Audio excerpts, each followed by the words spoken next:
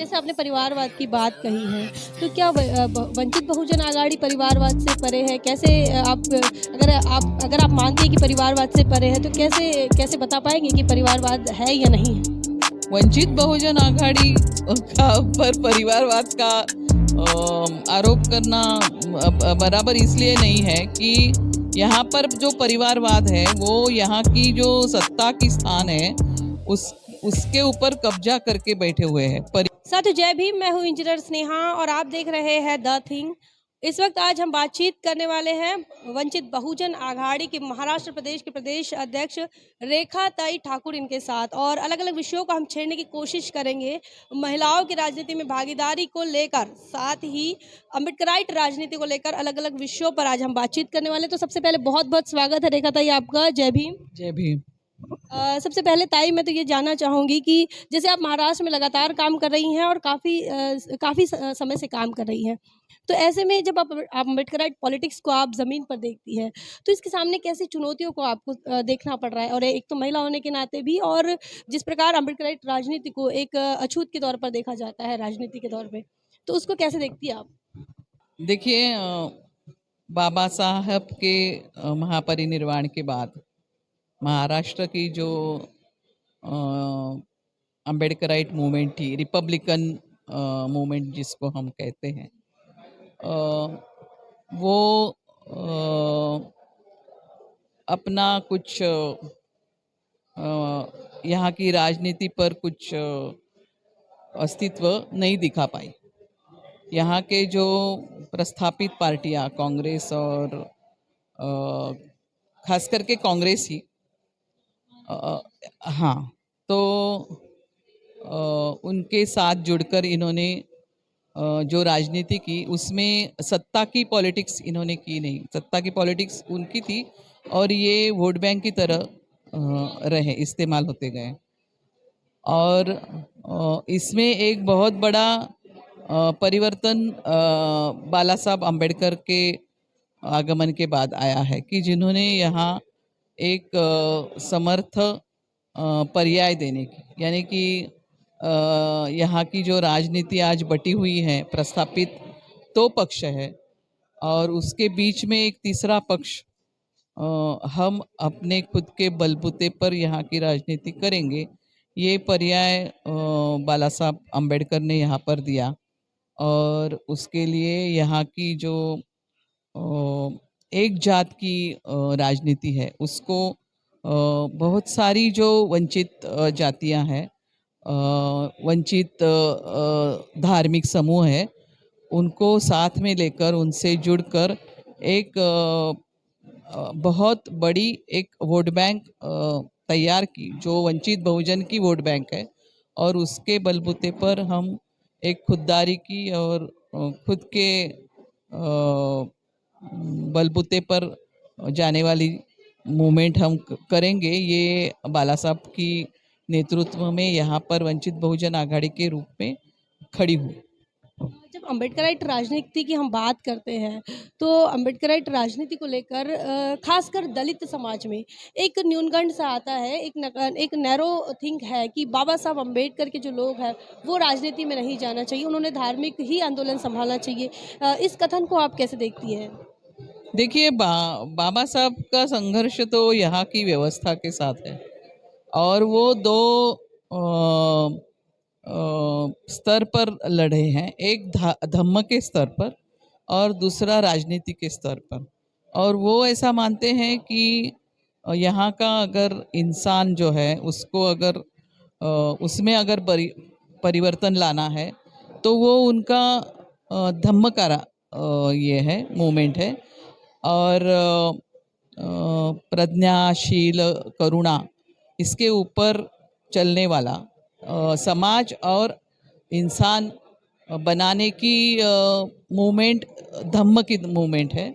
और बाबा साहब ने धम्म की मूवमेंट करते हुए कभी राजनीति छोड़ी नहीं, किंबहुना यहाँ की जो मनुस्मृति की व्यवस्था है उसको बदलने की राजनीति, ये भी मुझे ऐसे लगता है कि बाबा साहब के धम्म कारण का हिस्सा है। मैम, जैसे कि आप एक महिला हैं और जब हम अम्बेडकराइट राजनीति की भी बात करते हैं या फिर देखिए और भी पक्ष है जो अपने आप को अम्बेडकराइट कहते हैं, तमाम संगठन में चाहे और सवर्णों के जो पक्ष है चाहे कांग्रेस बीजेपी हो, तो वहाँ पर महिलाओं की जो भागीदारी है और अम्बेडकराइट राजनीति करने वाले जो पक्ष है उनमें महिलाओं की जो भागीदारी है तो उसमें काफ़ी कमतरता दिखाई देती है और महिलाओं की भागीदारी ही नहीं नज़र आती।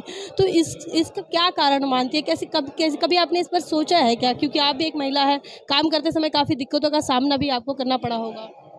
हाँ, वो करना तो पड़ता है क्योंकि हमारे कार्यकर्ता भी इसी समाज का हिस्सा है और इस समाज ने जो अपनी मूल्य व्यवस्था महिलाओं के प्रति रखी है उसका प्रभाव हमारे कार्यकर्ताओं के ऊपर भी है। उनके साथ हमारा संघर्ष चालू रहता है, लेकिन हम ऐसा मानते हैं कि ये हमारे जो कार्यकर्ता है, जो हमारे बांधव है, इनको बदलते बदलते ही हमको काम करना पड़ेगा, उनको साथ लेकर ही काम करना पड़ेगा क्योंकि महिलाओं के प्रति पुरुष होने के नाते से भी बाबा साहब और फुले का जो एक उदाहरण यहाँ पर है उसको यहाँ के हमारे पुरुष कार्यकर्ताओं ने देखना चाहिए और उसके मुताबिक चलना चाहिए।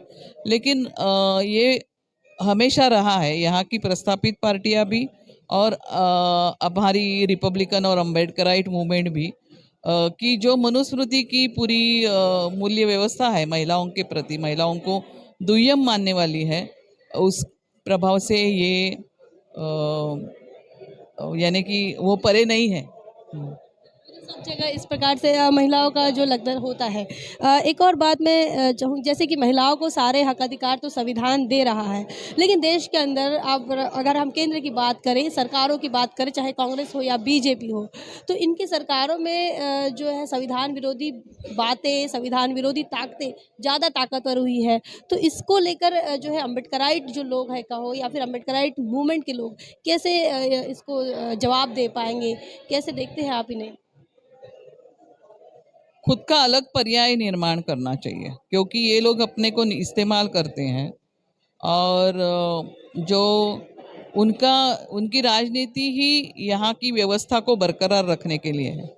वो प्रस्थापित जातियों में से है, उसमें उसका एक दुष्परिणाम हम हमारी राजनीति में देखते हैं कि यहाँ पर आपको परिवार की राजनीति दिखती है, घराणेशाही जिसको हम बोलते हैं वो दिखती है।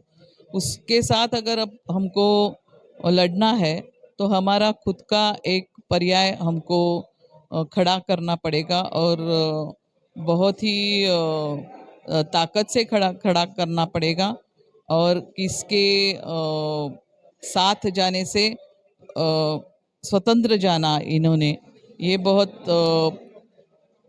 अहम बात होगी। जैसे आपने परिवारवाद की बात कही है, तो क्या वंचित बहुजन आघाड़ी परिवारवाद से परे है? कैसे अगर आप मानती हैं कि परिवारवाद से परे है, तो कैसे कैसे बता पाएंगे कि परिवारवाद है या नहीं है? वंचित बहुजन आघाड़ी का पर परिवारवाद का आरोप करना बराबर इसलिए नहीं है कि यहाँ पर जो परिवारवाद है वो यहाँ की जो सत्ता की स्थान है उसके ऊपर कब्जा करके बैठे हुए हैं। परिवारों के हाथ में पूरा जिला परिषद से लेकर यहाँ के जो नगर पालिका है, म्यूनसिपालिटीज़ है, यहाँ के जो बैंक में सत्ता है, जो आमदार है, जो खासदार है, इसमें ये लोग एक ही परिवार के लोग पूरा कब्जा करके बैठते हैं।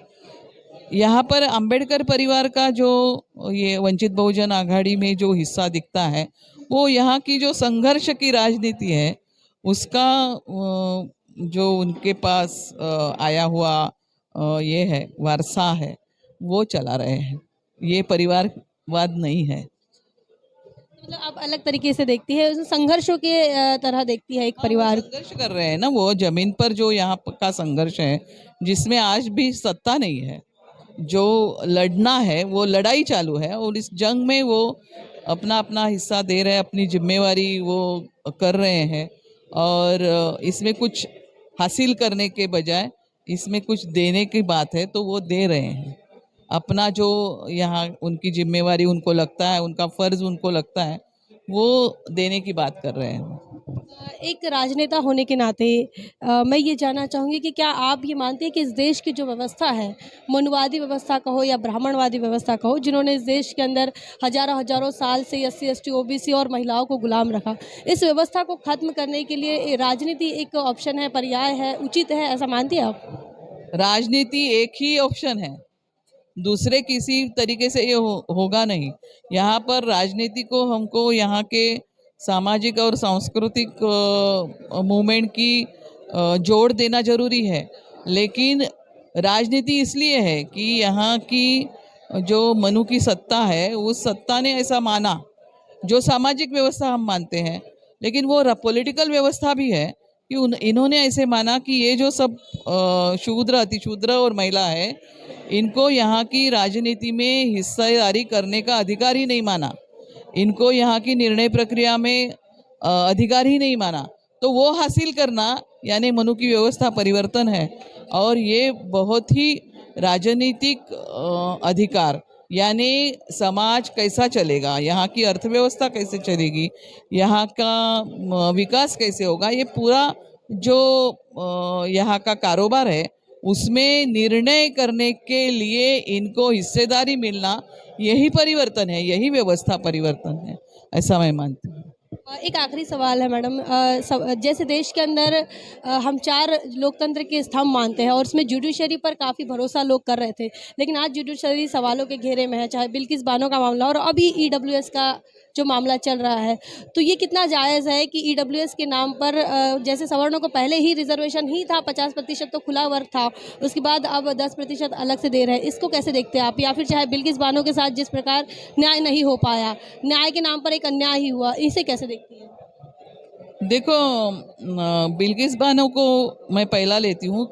उनको सुप्रीम कोर्ट ने न्याय देने की कोशिश की, लेकिन यहाँ की जो सत्ता है, सर्वोच्च सत्ता है, जो जिनका राज गुजरात में भी है, उन्होंने सुप्रीम कोर्ट ने जो न्याय देने की कोशिश की है, उसमें इंटरफियर किया और वो जो गुनहगार थे उनको रिहा किया, उनका गौरव किया। तो ये तो बहुत गलत संदेश सब महिलाओं के लिए है। और ख़ास करके यहाँ की जुडिशरी को ही ये चुनौती है जो जुडिशरी में राजनीतिक इंटरफेयर हो रहा है, तो ये कितना घातक हो सकता है? घातक तो हो सकता घातक तो है ही, चालू ही है ना। बिल्किस बानो के साथ जिस तरीके का घिनौना अपराध हुआ, उसके बाद अगर उसके हाँ, उसके जो आरोपी है उनको अगर ऐसे गौरव हुआ होता है, तो वो बहुत गलत संदेश है और जुडिशरी के लिए बहुत धोखे की घंटा है, ऐसा मैं मानती हूँ।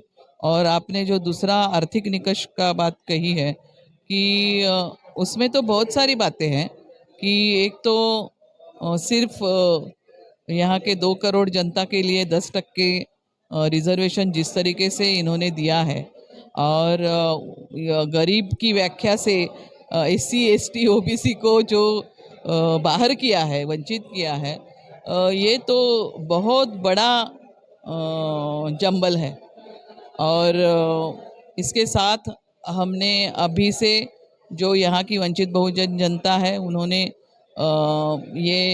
इसके खिलाफ लड़ाई करना, लड़ाई में उतरना बहुत ही ज़रूरी है। नहीं तो ये जो अपने को अधिकार संविधान ने दिए हुए हैं, वो एक दिन पूरा का पूरा हमारे हाथ से निकल जाएगा और हमारी आने वाली जो पीढ़ियाँ हैं वो फिर हमको दोष देने वाली है।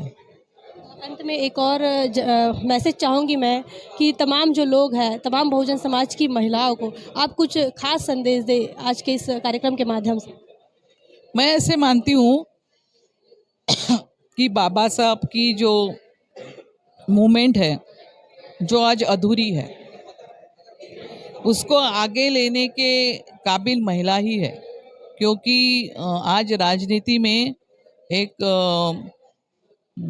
सच्चाई की ज़रूरत है। आप देख रहे हैं कि यहाँ सिर्फ कूटनीति को ही राजनीति माना जा रहा है। और जिस तरीके से हमारे लोगों को खरीदा जाता है, और पूरी राजनीति को एक भ्रष्ट बनाया गया है, और इसके जरिए पूरा हमारा जो यहाँ का समाज है उसका वोट बैंक खरीदा जाता है। इसमें महिला का बहुत बड़ा जिम्मेवारी रहेगी। महिला राजनीति में आनी चाहिए और ये जो मूवमेंट है इस मूवमेंट की रक्षा के लिए महिलाओं ने अपना योगदान देना चाहिए। राजनीति में आकर सत्ता की स्थान उन्होंने लेने चाहिए और जब तक महिला उनकी संख्या की तादाद में राजनीति में नहीं आएगी तब तक ये चेंज होने वाला नहीं है, ऐसा मैं मानती हूँ। बहुत बहुत धन्यवाद मैम।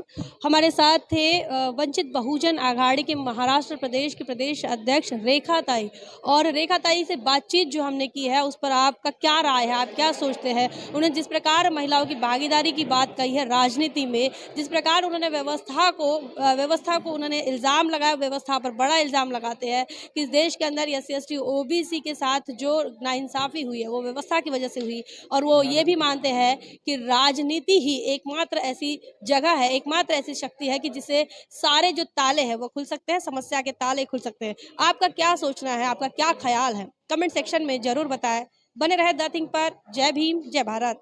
बहुजन विचारधारा को घर घर तक पहुंचाने के लिए हमारे YouTube चैनल को सब्सक्राइब करें, लाइक करें, कमेंट करें, शेयर करें और बेल आइकन की घंटी दबाना ना भूलें।